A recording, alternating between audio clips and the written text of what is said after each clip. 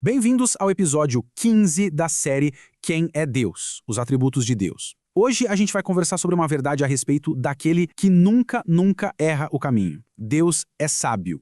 Sabe, tem aquelas fases na vida em que tudo parece um grande emaranhado de nós, portas que se fecham de repente, planos que precisam mudar, caminhos que ficam super confusos. A gente olha para uma decisão e pensa, tá, mas se eu for por aqui, eu perco aquilo. Aí olha para o outro lado e se eu for por lá e me arrepender? Fica tudo meio embolado. E nessas horas, a pergunta que fica martelando lá no fundo da mente não é nem se Deus tem poder para resolver, mas sim, será que Deus sabe o que está fazendo? Existe mesmo um propósito, uma direção, um sentido nisso tudo, mesmo que a gente não consiga enxergar nada? Então, vamos mergulhar nisso. Hoje, a gente vai olhar para um atributo que traz um descanso para a mente e uma firmeza para o coração: a perfeita sabedoria de Deus. Que alívio, né? Saber que Ele não governa o mundo na base da tentativa e erro. Ele não está improvisando. Ele conduz cada detalhe da história com um propósito perfeito. E o ponto principal aqui é entender o que é essa tal de sabedoria divina. Não é só ter um monte de informação, sabe? Sabedoria é a aplicação perfeita do conhecimento para alcançar os melhores objetivos pelos melhores caminhos. Deus sempre escolhe os fins certos e os meios certos, no tempo certo e com um propósito que é sempre santo. E essa imagem aqui ilustra brilhantemente a diferença de outros atributos. Pensa bem, onisciência quer dizer que Deus sabe tudo. Onipotência, que Ele pode tudo. Mas a sabedoria? A sabedoria é o que conecta esses dois de um jeito impressionante. Ele usa o seu conhecimento infinito e o seu poder ilimitado com um propósito perfeito e uma retidão impecável. Ele sabe, ele pode e ele conduz. As Escrituras confirmam isso de um jeito lindo. O profeta Daniel, bem no meio de uma crise, declara: "Seja bendito o nome de Deus, porque a Ele pertencem a sabedoria e o poder." Entender isso nos liberta daquele fardo de achar que a gente precisa controlar cada detalhe da vida. A história não está à deriva. Mas como é que essa sabedoria se mostra da forma mais clara? Se alguém perguntasse qual é a maior e mais brilhante demonstração da sabedoria de Deus, a resposta do Novo Testamento pode até surpreender.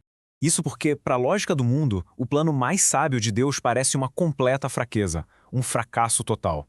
A sabedoria divina muitas vezes se parece com o exato oposto do que a gente espera. Olha só como o apóstolo Paulo coloca isso de forma tão contundente. Ele diz: nós pregamos a Cristo crucificado, poder de Deus e sabedoria de Deus. A cruz, que para o mundo parecia a derrota final, o fim da linha, foi na verdade a obra-prima de Deus. Foi ali que ele uniu perfeitamente sua justiça e sua misericórdia para salvar a humanidade. Isso ensina pra gente uma coisa fundamental. Deus não escolhe o caminho mais fácil ou mais confortável para nós. Ele sempre escolhe o caminho mais sábio e mais santo. A gente não mede a sabedoria dele pelo nosso conforto momentâneo, mas pelo alinhamento com o seu plano perfeito e eterno. Então tá, como é que essa verdade toda impacta a nossa forma de viver, especialmente nos tempos difíceis e confusos? Como a gente pode confiar no grande tapeceiro quando tudo o que a gente vê é o avesso do tapete, sabe? Cheio de nós e fios soltos. Quando a gente enfrenta o sofrimento, a nossa perspectiva limitada tende a gritar: isso é um erro, a dor bateu na porta errada. Mas a fé na sabedoria de Deus nos leva a confessar como Jó, depois de tudo que ele passou: bem sei que tudo podes e nenhum dos teus planos pode ser frustrado. Se Deus é sábio, ele não errou de endereço. E o profeta Isaías nos lembra por que existe essa distância entre o que a gente vê e o que Deus faz. Ele diz: porque os meus pensamentos não são os vossos pensamentos, nem os vossos caminhos os meus caminhos, diz o Senhor.